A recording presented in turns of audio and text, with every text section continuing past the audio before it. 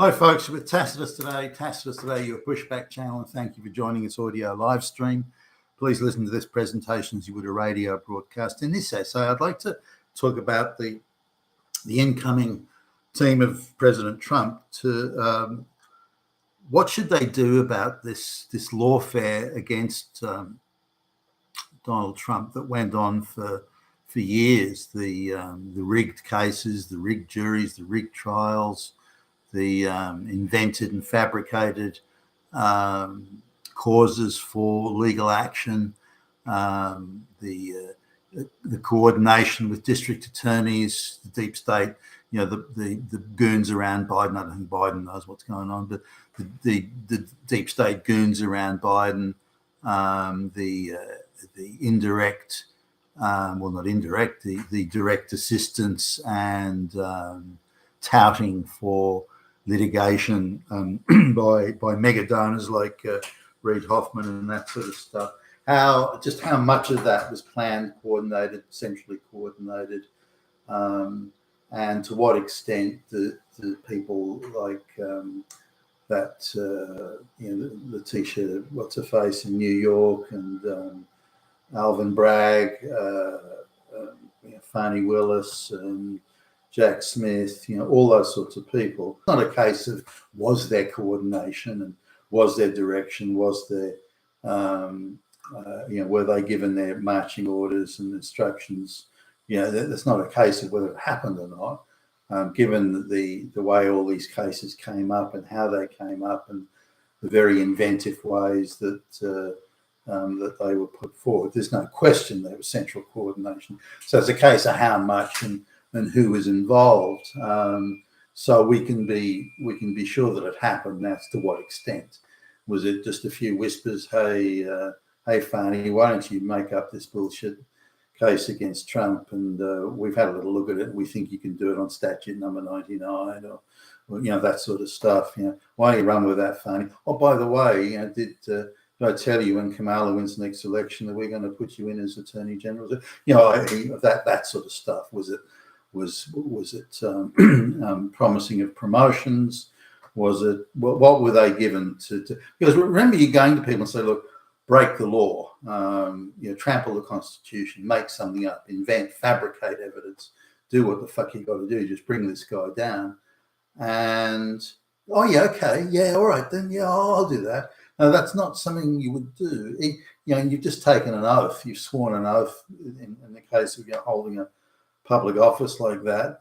Now, these people are all affirmative action folks. Like if you look at Fani Willis, is her IQ even 100, for goodness sakes?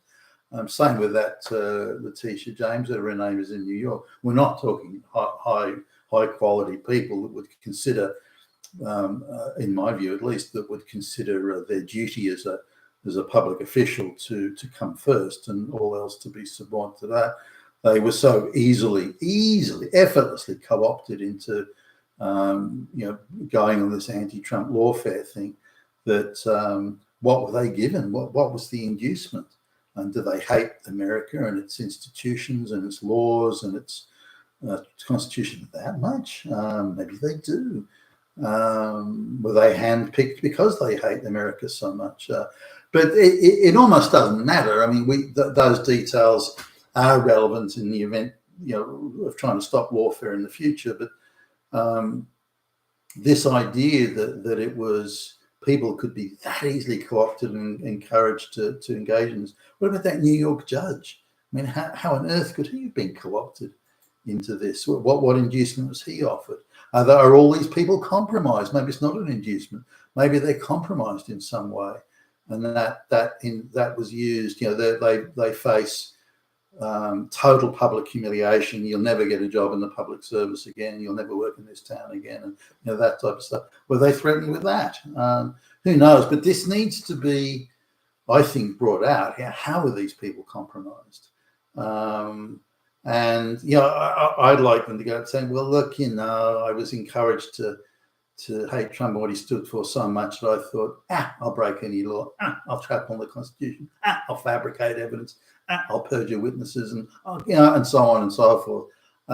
Because I think that also plays a role.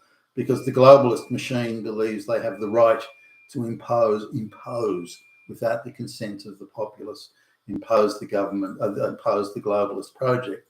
And if anyone doesn't like it or questions it, then the idea is, well, you must literally be Hitler if you question it.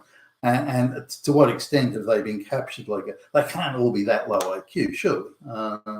But then if you look at someone like Trotsky in the Bolshevik Revolution in the Soviet Union, he was an ideological fanatic, but he was, you wouldn't say his IQ was 80. I mean, he's a pretty bright guy in the overall scheme of things, and in many ways a great visionary.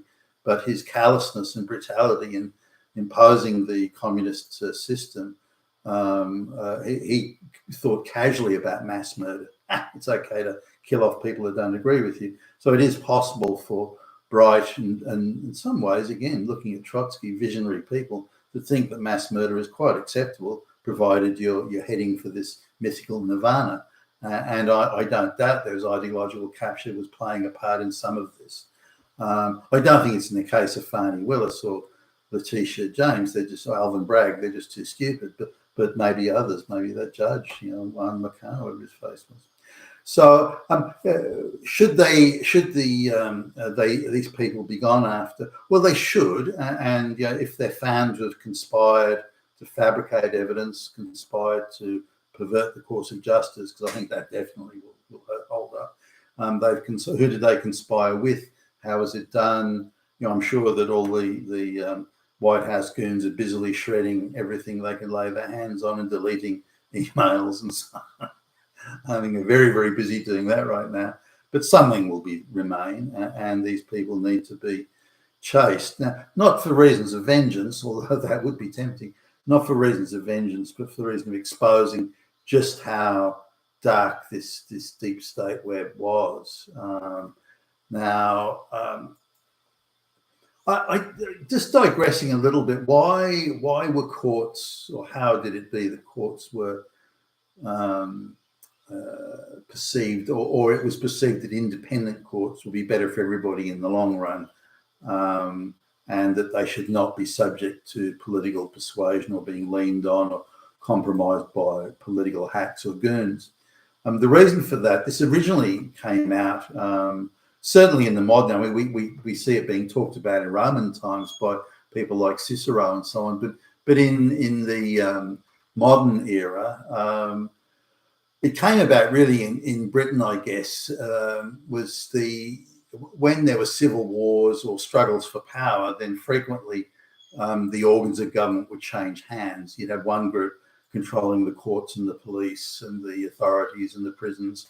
And so they would ruthlessly go chasing after their political opponents once they had control of that apparatus.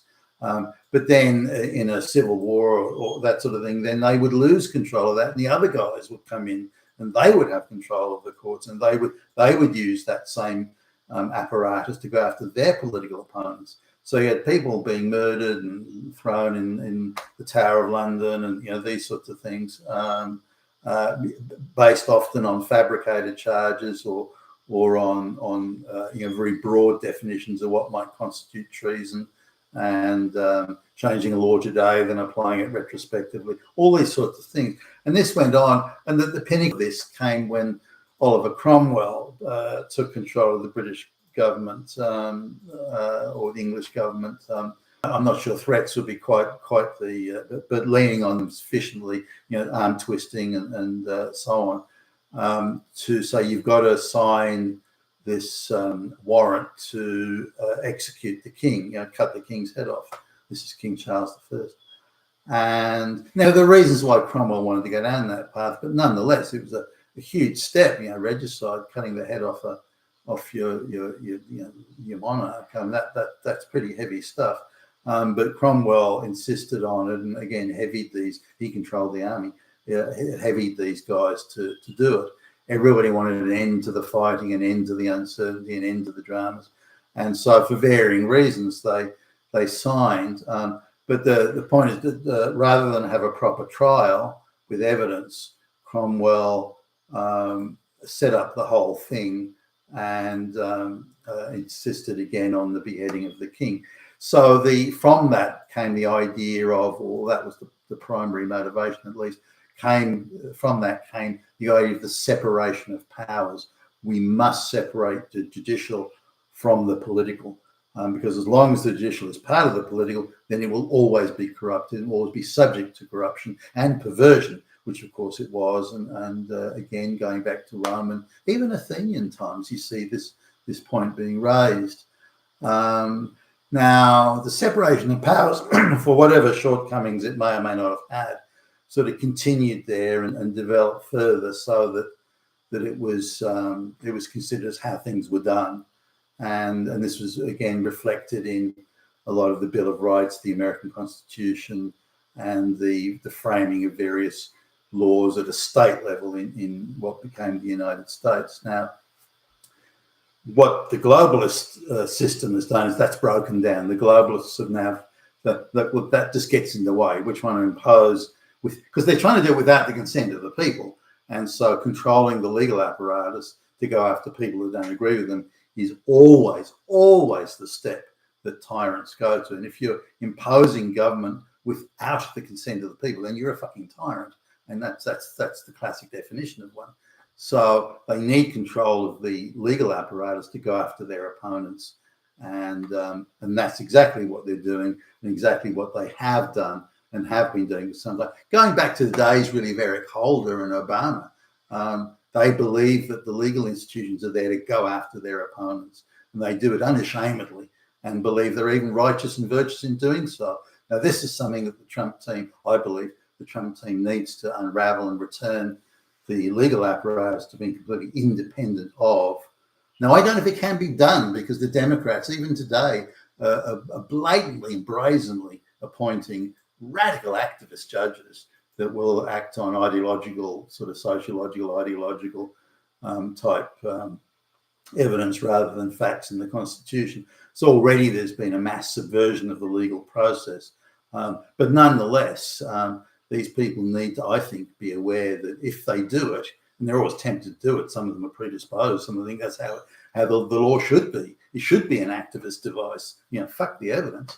That these people need to know that there will be consequences. And the only thing that really brought this separation of powers into being was that all sides of the Civil War realised that if they lost control of the legal apparatus, which they may very well do, then they will be the ones thrown in prison on bullshit charges. So given the uncertainty of how these things play out, it's better that we have an independent legal system that is not subject to political subversion, and this is what we need to come back to. And so I would hope that the Trump administration will aggressively go after these people that conspired to pervert the course of justice, to fabricate evidence, and to stack and rig trials. They should be vigorously, assuming the evidence is there. The evidence must be there, unimpeachable evidence, and they should be then prosecuted accordingly.